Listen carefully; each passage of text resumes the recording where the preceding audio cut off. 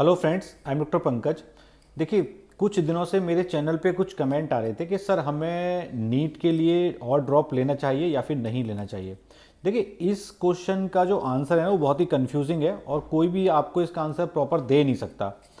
इसका आंसर तो आपको खुद ही ढूंढना पड़ेगा और आपको और आपकी फैमिली को ही मिलकर ये डिसाइड करना पड़ेगा।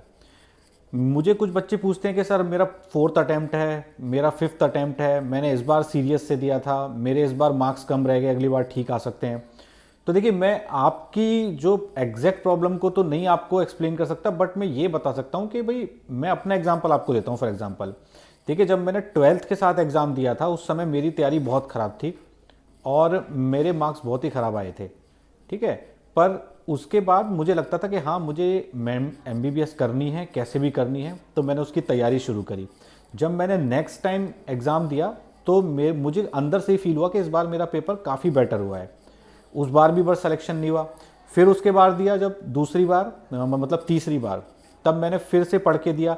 तब मुझे लगा कि मेरा सिलेक्शन, तब उस टाइम प्री होता था, तब मेरा सिलेक्शन प्री में हो गया था। तो कम से कम एक इंडिकेशन मिला कि भाई मेरी तैयारी इतनी तो है कि मैंने प्री निकाल लिया। और मुझे अंदर से भी फील होने लगा था कि भाई मुझे काफ़ी चीज़ें आने लगी हैं। और जब मेरा फाइनल सिलेक्शन हुआ उसके बाद जब मैंने एक और साल तैयारी करी तो मेरा फाइनल एमबीबीएस में सिलेक्शन हो गया। बट यहाँ पे कुछ चीज़ें इंपॉर्टेंट थी।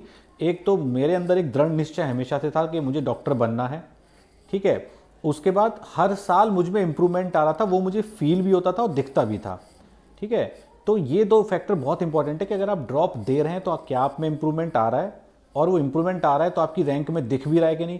देखिए, इस तरीके से बोल देना कि मेरा पेपर नेक्स्ट ईयर अच्छे से हो जाएगा या इस बार मैं एग्ज़ाम में होपलेस हो गया। और जहाँ तक होपलेस की बात है, मैं तो आज तक एग्ज़ाम में होपलेस नहीं हुआ, क्योंकि होपलेस की मतलब ही क्या है, जब आपको चीज़ें आती हैं या फिर नहीं आती हैं, दो ही ऑप्शन है। तो अगर चीज़ें आती होंगी तो ऑब्वियसली आप उनको ठीक कर दोगे। और अगर फॉर एग्जांपल कुछ बच्चे बोलते हैं कि भाई मैं एक टफ क्वेश्चन में मैंने ज़्यादा टाइम दे दिया, भाई आपको क्वेश्चन पढ़ते ही पता लग जाएगा वो टफ है, तो उससे निकलिए ना, इजी इजी क्वेश्चंस को पहले सॉल्व कीजिए। मैंने अपने और भी वीडियोज़ में बताया कि पेपर को कैसे सॉल्व करना होता है। तो आपकी स्ट्रेटजी ठीक होनी चाहिए, आप में इंप्रूवमेंट आना चाहिए। अगर आप 4-5 अटेम्प्ट दे चुके हो, आपका सिलेक्शन नहीं हुआ, आपको अंदर से भी इंप्रूवमेंट नहीं लगता और आपके रिजल्ट में भी इंप्रूवमेंट नहीं दिखता, तो फिर तो अटेम्प्ट देने का कोई फ़ायदा है नहीं। ओके, और ये जो अटेम्प्ट देना है ना, ये आप खुद ही से डिसाइड करोगे। अगर आपने सोच लिया कि मुझे सिलेक्शन करवाना है और मुझ में इंप्रूवमेंट आ रहा है, वो आप एकांत में बैठ के सोचिए, आपको खुद से पता लग जाएगा कि आप अपने साथ जस्टिस कर रहे हो या नहीं, आपके अंदर इंप्रूवमेंट आ रहा है या नहीं। एक होता है कि भाई, मैं बहुत सारे बच्चे देखता था, हमारे साथ भी तैयारी करते थे, अटेम्प्ट पे अटेम्प्ट देते रहते थे, उन्हें ना तो उनके कॉन्सेप्ट को सुधरते थे, हर साल एक ही जैसी तैयारी के साथ और एक ही जैसे कॉन्सेप्ट्स के साथ, एक ही जैसी नॉलेज के साथ एग्जाम देते रहते थे, बस दूसरे बच्चों को देख के, क्योंकि दूसरे बच्चे नीट की तैयारी कर रहे हैं। बट ऐसा नहीं होना चाहिए। जो सेलेक्ट होने वाले बच्चे होते हैं उनमें हो सकता है, मेरे साथ एक फ्रेंड था, उसका छठे अटेम्प्ट में सिलेक्शन हुआ था, बट उसको चीज़ें आती थी, हर साल उसने इंप्रूवमेंट किया। ठीक है, उसके साथ एक और फायदा था कि भी उसके घर की फाइनेंशियल कंडीशन भी अच्छी थी। तो बहुत सारी चीज़ें देखनी होती हैं।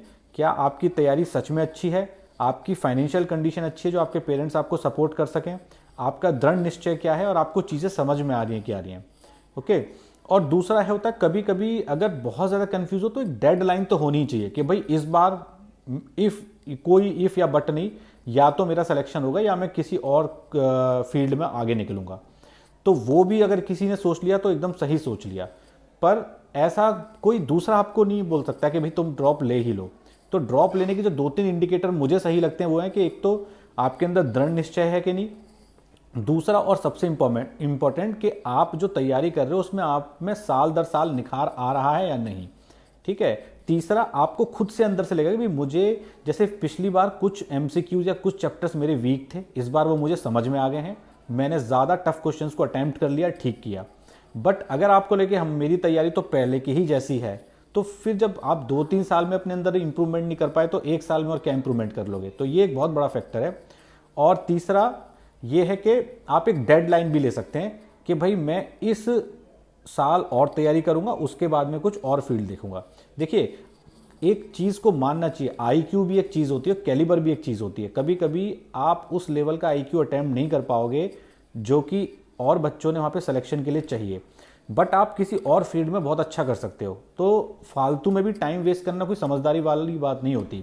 मेरे केस में मैंने भी काफ़ी अटेम्प्ट लिए थे, 3 साल लगा दिए, पूरे 3-4 साल, बट मुझे हर साल खुद भी फील होता था कि मेरे अंदर इंप्रूवमेंट आ रहा है, और वो मेरे घर वालों को भी फील होता था, मेरे फ्रेंड्स को भी फील होता था। जहाँ मैं पढ़ता था वो लोग भी बोलते थे कि भाई तू ज़्यादा अच्छा हो रहा है हर साल, और मुझे सबसे बढ़िया अंदर से फील होता था।